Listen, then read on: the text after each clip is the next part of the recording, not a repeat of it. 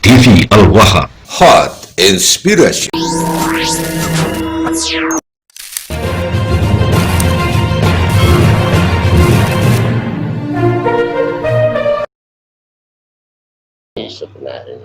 Sebenarnya masalah manuskrip segala macam itu sudah selesai. Jadi jangankan orang apa yang ada di Indonesia, Balawi, yang ada di Yaman saja, penelitinya itu sekarang udah ikutnya Indonesia. Sejarawan Yaman, dari Yaman tuh banyak yang hubungi saya. Ana utabi'ukum ya syekh fi tarikh Hadramaut. Aku mengikutimu dalam sejarah Hadramaut. Sekarang kami tidak ingin membaca sejarah Hadramaut versi di Yaman, karena fihi tazwirun wa tadlisud. Di dalamnya ada penipuan, di dalamnya ada pembelokan sejarah.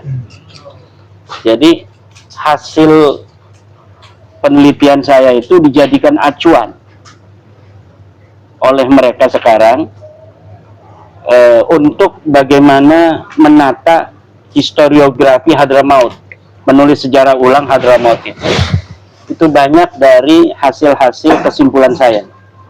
Mereka itu mengkritik dari dulu Ahmad bin Isa Al-Muhajir itu, yang nama kata mereka Al-Muhajir, tapi belum pernah mereka berani mengatakan Ahmad bin Isa itu tidak hijrah ke Yaman. Oke, saya mau ambil masalahnya dulu. Oke. Sama santri itu naik motor. Kemudian bahwa kuburan Ahmad bin Isa kan dijarah itu. Bagaimana orang yang tidak ada di Yaman kuburannya ada di situ dijarahin orang? Ngejarahin apa itu orang? Mas, itu orang Yaman sendiri nggak ada yang berani ngomong itu makam palsu. Karena mereka terlalu husnudzon terhadap sejarah yang ditulis di Yaman itu. Kalau kita dari jauh mampu untuk melihat dengan jernih, bagaimana bisa orang yang ada di Madinah 230-an Hijriah, dia bisa meninggal 345 Hijriah. Berarti umurnya 130 tahun dong. Nggak mungkin.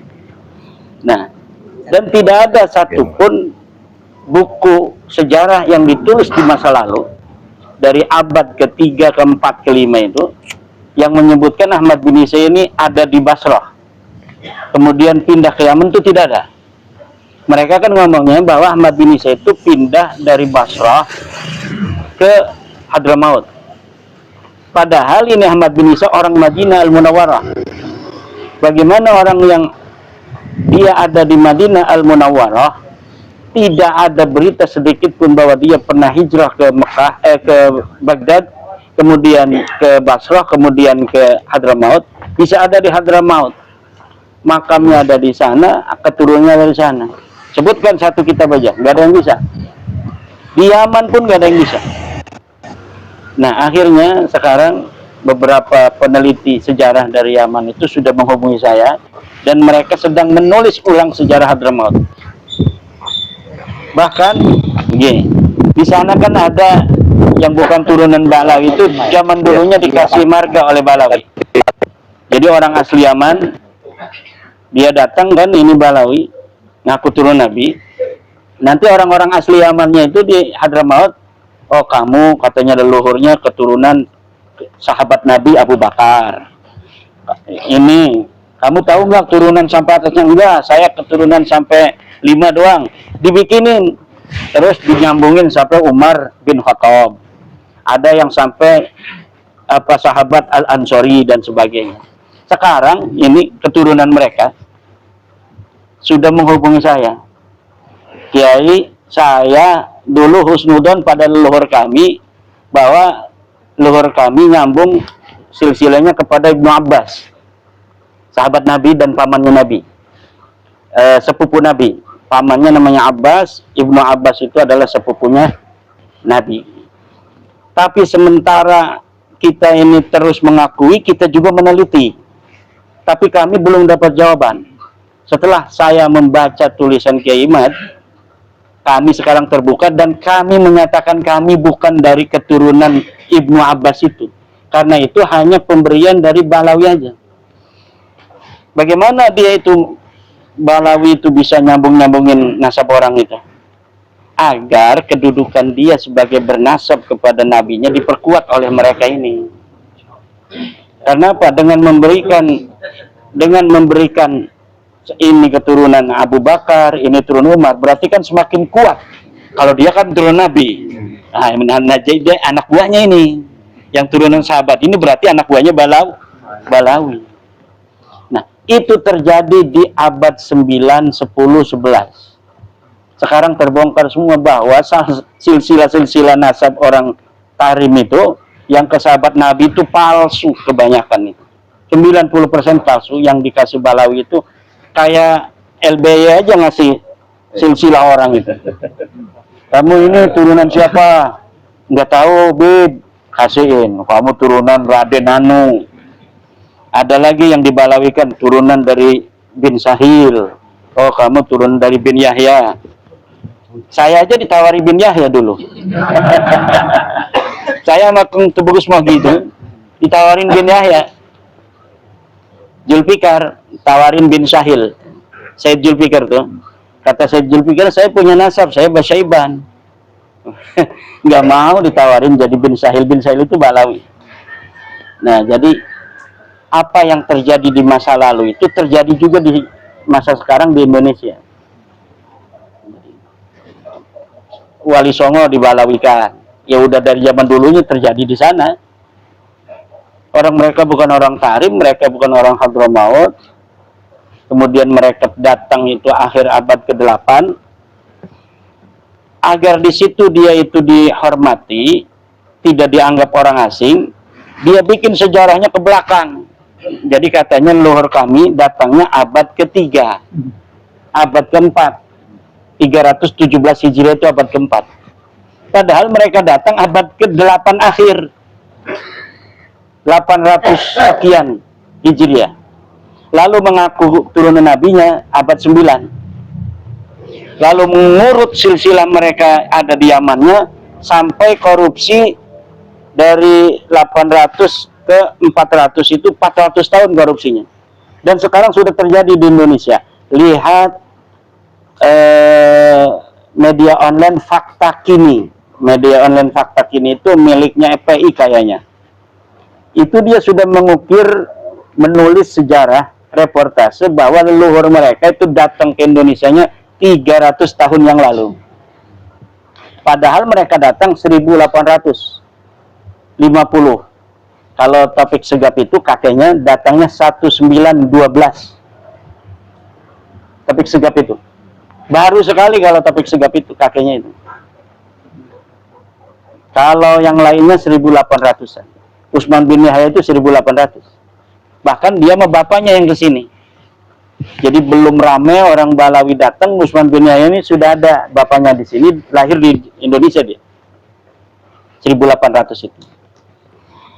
Nah, makam-makam yang katanya di Jakarta ada yang 1700 palsu itu. Pokoknya kalau ada makam Balawi 1700 katanya Masehi, itu bisa diyakini itu makam palsu. Bagaimana sih mereka itu kok mau-maunya bikin makam palsu? Karena itu penting agar mereka dianggap tua ada di Indonesia ini. Untuk agar mereka mendapat kemudahan dalam politik, dalam menguasai jamaah, agar mereka tidak dianggap orang asing. Bahkan katanya itu yang ngaku cucu Wali Songo juga bukan orang asli. Orang cucu Wali Songo walaupun itu bukan asli, mereka di sininya tidak merasa lebih baik dari orang Jawa. Bahkan ketika musyawarah siapa yang jadi raja itu di Demak, yang diangkat orang asli Jawa, Raden Fatah. Padahal itu walaupun Sunan Giri dan Sunan Ampel ngangkat di antara mereka bisa, semuanya jadi anak buahnya Sunan, tapi tidak mau karena menghargai orang Jawa. Yang diangkat jadi raja adalah Raden Fatah, yang asli orang Demak. Orang Demak benderanya kuning. Beda. Kalau Mataram kan merah. Mataram itu merah. Kalau Demak, Banten, benderanya kuning. Banten tuh kuning tuh kerajaannya dulu. Terima kasih. Demak kuning, Mataram merah, Aceh merah, kemudian Turki merah. Kalau yang kuning itu Banten sama Demak aja. Golkar nih. Haram hukumnya mengakui habaib itu sebagai cucu Nabi itu haram. Kenapa? Karena sudah qat'i, darahnya sudah diperiksa, tidak menunjukkan adanya hubungan dengan Bani Hashim, dengan keluarga Nabi yang asli yang ada di Mekah, di Madinah, di Yordan, di Mesir, di Irak, di Yaman, dari Bani Toba itu tidak ada kesatuan darah. Padahal keluarga Nabi sekarang ini yang ada di Mekah tes DNA tanpa ada kompromi dengan yang di Mesir. Itu pas tes DNA-nya sama semua. Karena walaupun tidak kompromi, tidak telepon-teleponan, kalau saudara ya tes DNA ya akan sama. Kalau saya punya istri di Tegal misal, kemudian nggak ada yang tahu orang Gresik ini. Pas sudah punya buyut, dia ketemu dengan buyut saya di sini. Pas tes DNA, DNA-nya pasti sama. Walaupun nggak ada yang tahu sebelumnya itu. Karena DNA darah manusia itu akan sama kalau dari jalur laki-laki dengan ayahnya, dengan kakeknya, dengan buyutnya sampai ke Nabi Ibrahim. Kalau dia mengaku turunan Nabi Muhammad, berarti dia DNA-nya harus sama dengan keturunan Sayyidina Ali. Nah, Sayyidina Ali itu DNA-nya sama dengan Nabi Muhammad. Walaupun Nabi Muhammad itu ke bawahnya ke selang perempuan, tetapi anak dan cucunya Nabi Muhammad, anak cucunya daripada anaknya Siti Fatimah, karena bapaknya itu adalah sepupunya Nabi Muhammad, maka DNA-nya akan sama dengan DNA Nabi Muhammad. Karena melalui Sayyidina Ali. Ini rahasia Allah. Kenapa Nabi Muhammad mengawinkan Siti Fatimah dengan Sayyidina Ali? Karena DNA-nya Sayyidina Ali, jalur laki-lakinya sama satu kakek, yaitu Abdul Muttalib. Abdul Muttalib punya anak, Abdullah punya anak Nabi Muhammad, berarti haplogrupnya Nabi Muhammad sama dengan Abdullah, sama dengan Abdul Muttalib. Nah, kakek bersamanya Nabi Muhammad dan Sayyidina Ali adalah Abdul Muttalib. Karena Abdul Muttalib punya anak Sayyidina Abi Thalib, Abi Thalib punya anak Sayyidina Ali, Ali punya anak Husain. Di Balawi ini ngakunya turunan Husain, berarti harus sama DNA-nya dengan Husain, dengan Ali, dengan Abi Thalib, dengan Abdul Muttalib, dengan Nabi juga sama. Nah, Nabi Muhammad, Sayyidina Ali, orang-orang dari Abdul Muttalib keluarganya itu J1. Yang dari Mekah udah tes DNA turunan raja-raja itu J1.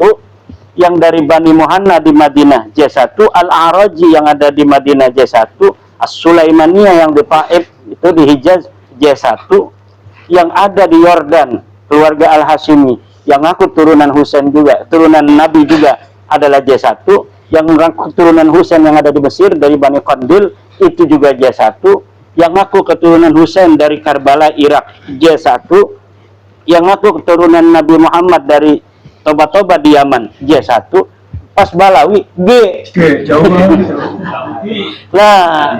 Nah ini ada santri sarang itu di media sosial, dia menafikan itu, katanya surah istifadah cukup, bahwa surah istifadah itu cukup untuk dijadikan sebuah alat untuk mengisbat nasab. Tidak bisa, bos. Surah istifadah apabila bertentangan dengan kitab-kitab nasab, apalagi bertentangan dengan DNA, maka surah istifadah ini gugur. Karena darah itu qat'i, ilmu pasti, nggak bisa mengelak. Woi, ada yang ngomong nasab itu kan bisa jadi dulu seseorang dianggap sebagai bagian dari Bani Hasyim, ada apa namanya itu perjanjian zaman dahulu, kemudian dianggap Bani Hasyim dan dianggap sah nasabnya ke Bani Hasyim. Ada tahaluf, ada wala di sana. Iya, tetapi itu hanya intima bil qabilah. Kalau untuk ngomong keturunan yang katanya itu dzurriyah, itu tidak bisa. Dzurriyah itu ya ta'allaqu biddam, bil jaini, dengan genetik. Kalau nasab itu berhubungan dengan syariat. Misal ada perempuan selingkuh, naudzubillah, suaminya tidak tahu, tiba-tiba dia hamil dari selingkuhannya, sedangkan dia punya suami, maka anaknya secara syariat itu tetap anak suaminya ini yang asli, anak suaminya asli ini, bukan selingkuhannya secara syariat. Tapi kalau ada perselisihan tes DNA ketahuan, maka ini nggak bisa lagi, bos, ya kan? Kalau sudah ada perselisihan, li'an namanya kalau dulu. Tapi kalau suaminya udah nggak mau, saya husnudon aja, ya nggak apa-apa. Dia harus diakui sebagai anak daripada suaminya. Kalau suaminya nggak mau memperkarakan, secara syariah begitu. Itu namanya nasab. Tapi dzurriyah, darahnya nggak ngalir ke anak itu. Ini Balawi ada yang ngomong secara nasab, dia ini kan syuhra istifadah, berarti harus diakui saja. Iya, sebelum ada yang menggugat. Kalau ada yang menggugat, kemudian ada syahid bayina bahwa dia bukan turunan, secara ilmu nasab putus, secara ilmu sejarah dia fiktif, secara DNA ini hasilnya beda, ya udah nggak bisa lagi dipercayai. Jadi la ibrata bi dzannil bayyini khata'u. Sudah tidak bisa lagi dzan itu digunakan kalau buktinya sudah ada.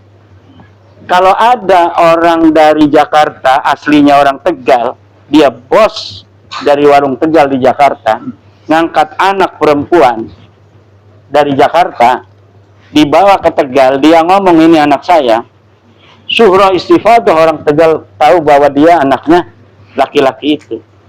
Pas mau dinikahkan, tiba-tiba Kiai Dimyati tahu, orang temennya waktu di Jakarta, mau dinikahkan langsung sama bapaknya. Jangan, ini kan anak pungut kamu, ini kan anak adopsi, kamu lebih baik minta KUA menjadi wali hakim, jangan kamu nggak sah, itu hukumnya wajib. Kiai Dimyati ngomong begitu, karena Kiai Dimyati tahu waktu ngadopsinya itu anak tetangganya. Tapi jika tidak ada orang bersaksi, dosanya hanya dosanya bapaknya itu, menikahkan orang yang bukan anaknya. Penghulunya nggak dosa, saksinya nggak dosa, orang kampung nggak dosa. Tapi apabila kita tahu bahwa dia bukan anaknya, mau dinikahkan langsung sama bapaknya, bapak angkatnya ini, haram hukumnya kita diam. Begitu pula hari ini, haram bagi Ki Dimyati untuk diam apabila ada orang ngomong Habib itu cucu Nabi. Karena buktinya dari segala aspek itu sudah jelas bahwa Balawi ini bukan keturunan Nabi. Tidak boleh lagi manggil perempuan Balawi Syarifah. Syarifah itu orang mulia. Mereka bukan orang mulia. Yang boleh dipanggil Syarifah itu adalah orang Tegal, perempuan Tegal itu Syarifah. Maknanya Syarifah itu orang mulia, karena keturunan para orang-orang mulia. Orang yang nggak pernah minta-minta ke rumah-rumah orang duit itu orang mulia. Kalau mereka jelas bukan orang mulia. Buktinya banyak di antara mereka yang suka minta-minta uang dengan mengancam-ngancam, kalau tidak dikasih kamu tidak dapat syafaat Nabi. Berarti dia itu ghairu syarifin, bukan orang mulia.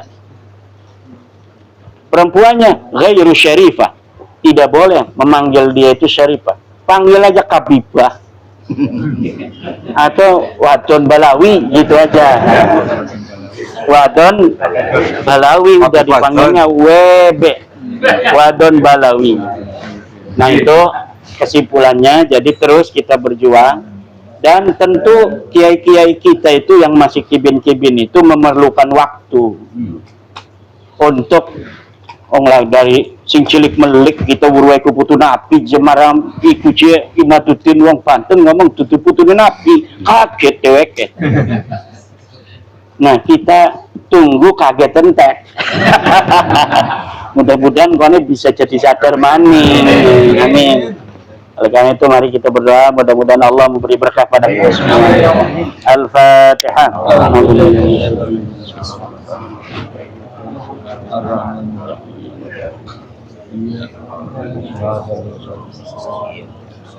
Allahumma salli ala sayyidina Muhammadin fil awwalin wal akhirin wa barik wa sallim. Tabaraka ta'ala kulli sadri ajma'in. Allahumma alhimna ilman naf'u bi awamiraka wa nawahiyaka warzuqna fahman na'lumi kaifa nunajika bi rahmatika ya arhamar rahimin. Allahumma rabbana zalamna anfusana illam taghfir lana wa tarhamna khasirin. Allahumma ayyidna Allahumma ayyidna Allahumma ayyidna Allahumma ij'al akhir kalamina inda intihai ajalina qaula la ilaha illallah la ilaha illallah la ilaha illallah. Allahumma urzuqna rizqan wasi'an halalan tayyiban mubarakan min ghairi masyaqqatin wala imtihanin wala ta'ab. Allahumma ij'alna wa auladana wa azwajana wa dhurriyyatina wa tullabana